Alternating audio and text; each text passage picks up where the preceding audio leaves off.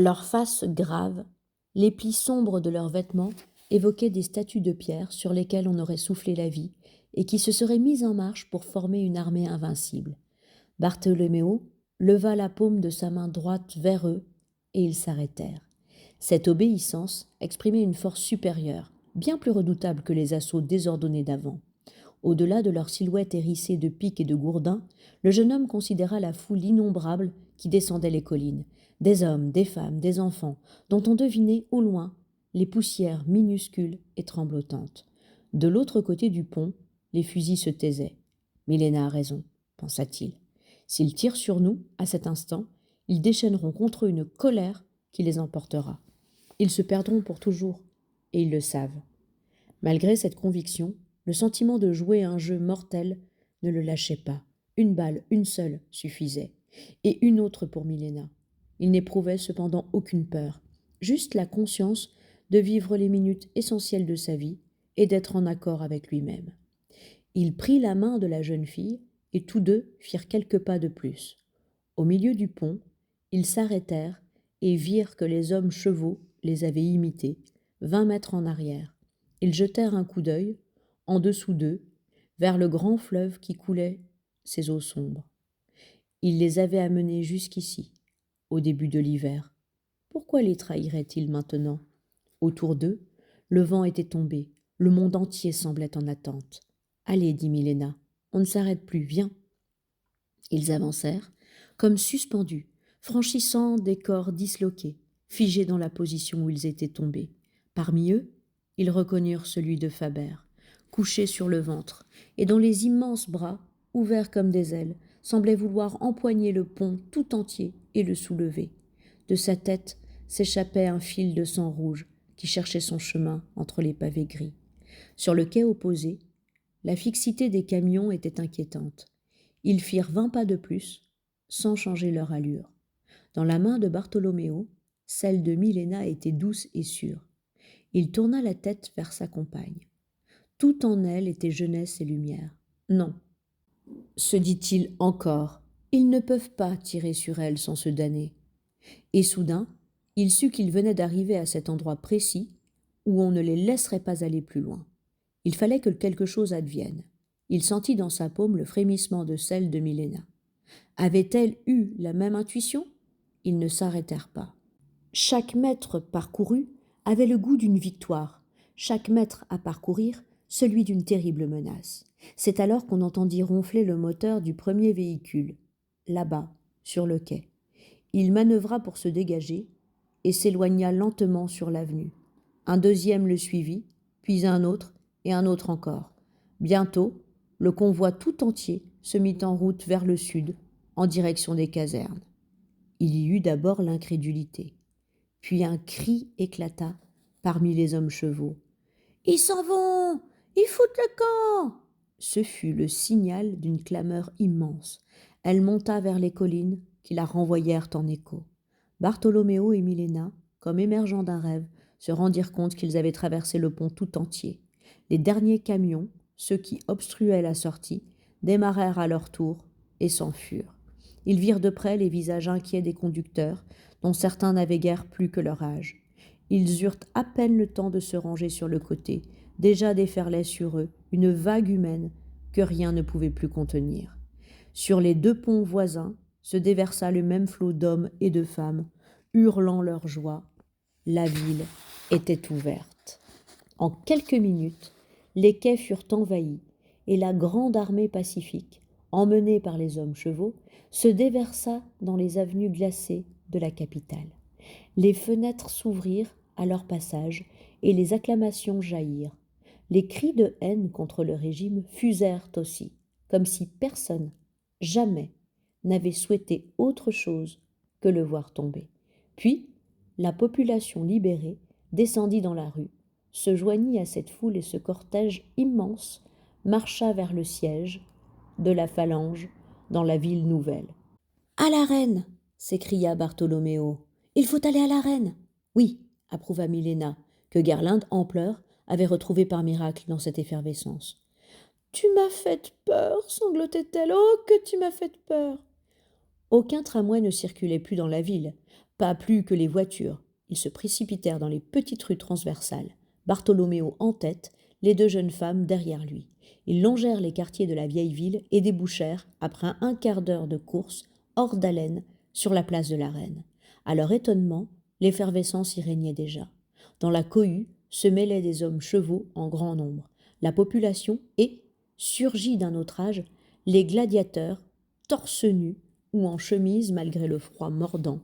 Les deux battants du portail d'entrée étaient clos, mais une dizaine d'hommes chevaux s'avançaient déjà en file indienne, tenant sous leurs bras une énorme poutre trouvée dans un chantier voisin. « Poussez-vous » hurlèrent-ils. « On enfonce la porte !»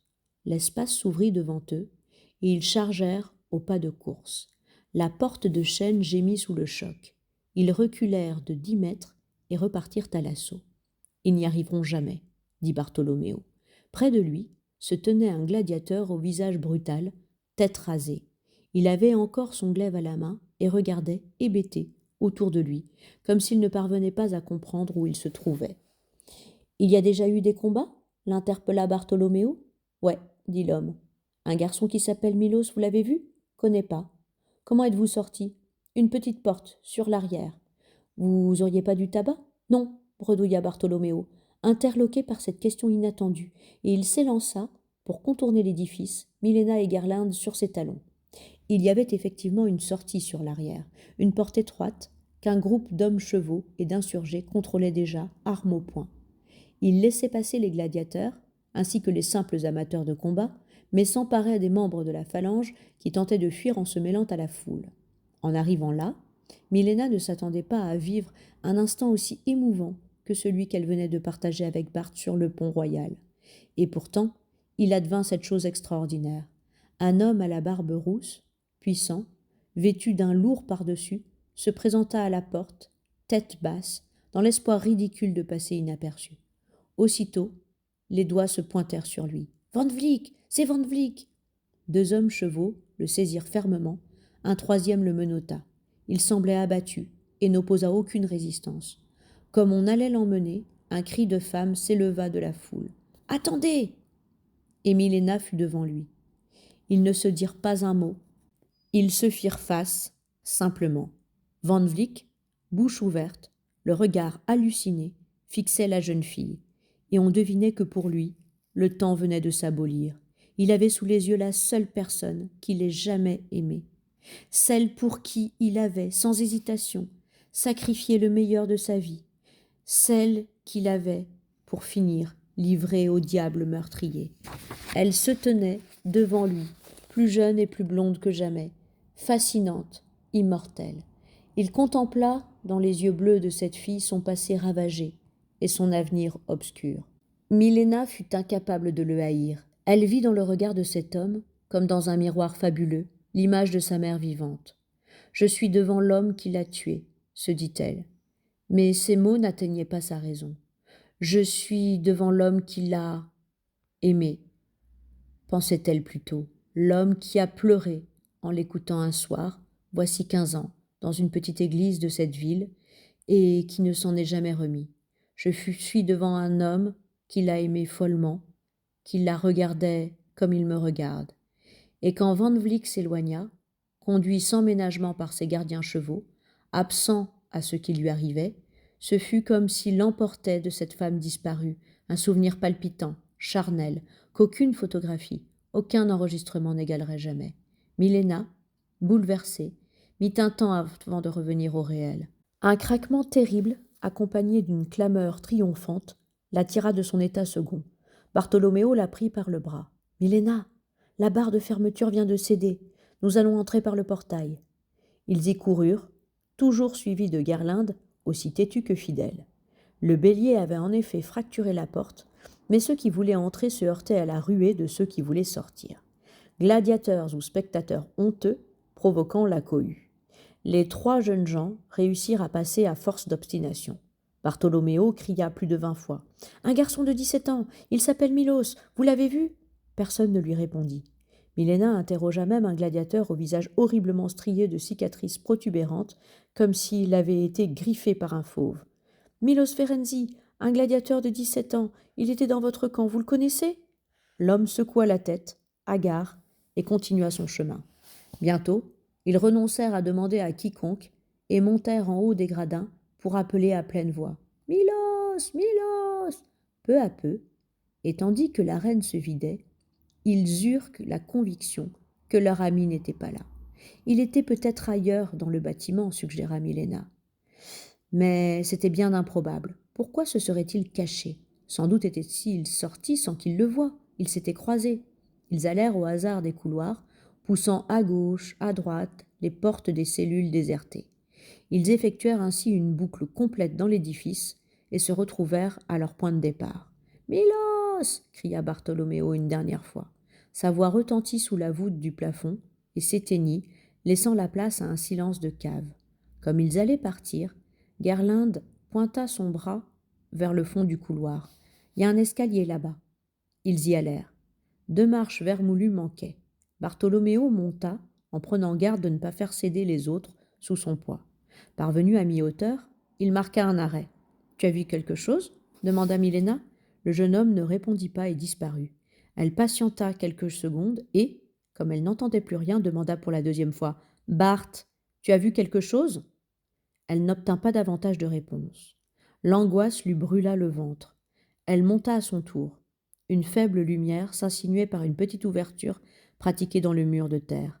Bartholoméo était agenouillé près d'un corps enroulé sur lui-même et qui dessinait une courbe parfaite ainsi que le fond, les chats endormis.